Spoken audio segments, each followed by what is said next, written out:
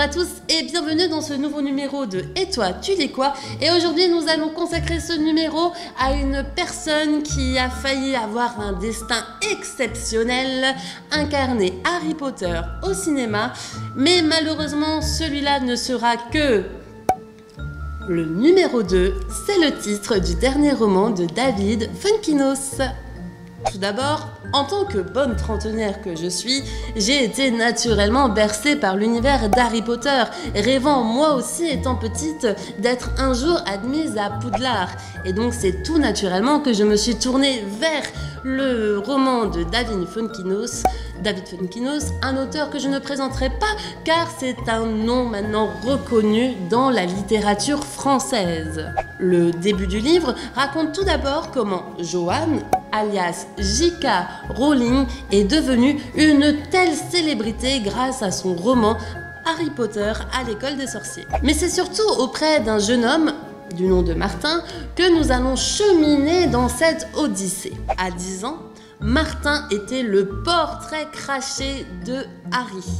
Quand David Eyerman, producteur, cherche l'enfant parfait pour incarner dans le premier volet cinématographique Harry Potter, Martin a toutes ses chances de jouer le rôle.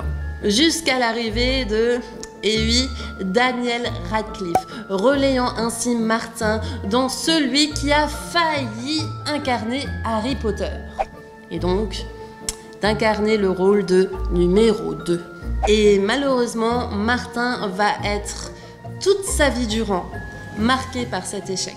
Parce que quand on a failli jouer dans un phénomène mondial tel que Harry Potter, ça marque dans sa vie.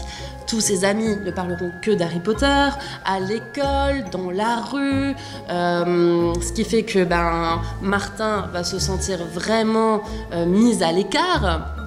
Voilà, il va avoir cette colère en fait de ne pas avoir eu le rôle qu'il méritait. Et même plus tard, je veux dire, dans sa vie, quand il va grandir, à chaque fois, Martin sera rappelé par le fait qu'il n'a pas été pris pour jouer dans Harry Potter et que c'est Daniel Radcliffe qui a eu sa place. Pour moi, numéro 2 était vraiment très agréable à lire. J'ai ouvert le livre et c'est simple, quand je l'ai refermé, j'étais à la fin. Je n'ai pas pu le lâcher tellement j'étais dedans. Voilà, l'écriture de Fuenquinos, on la connaît, est très agréable à lire, très simple.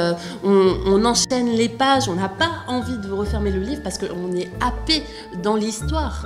Je conseille également ce livre aux fans d'Harry Potter. Bien sûr, les non-fans peuvent très bien le lire, mais quand on a été bercé, comme moi j'ai pu l'être avec cet univers, franchement c'est super agréable parce que David Fuenquinos a fait un travail de dingue. Il a récolté plein de petites anecdotes, que ce soit pour le roman, avec le début de J.K. Rowling que personne ne voulait éditer, ou bien tout bonnement avec le début de la saga cinéma. Donc il y a plein d'anecdotes et si vous avez été bercé là-dedans, vous aurez systématiquement le petit sourire. Je n'en dis pas plus pour numéro 2 de Fuenquinos, à part vous dire de venir l'emprunter à la médiathèque de Frère Merlebac. Et quant à moi, je vous souhaite une bonne journée, une bonne lecture et je vous dis à très vite. Prenez soin de vous.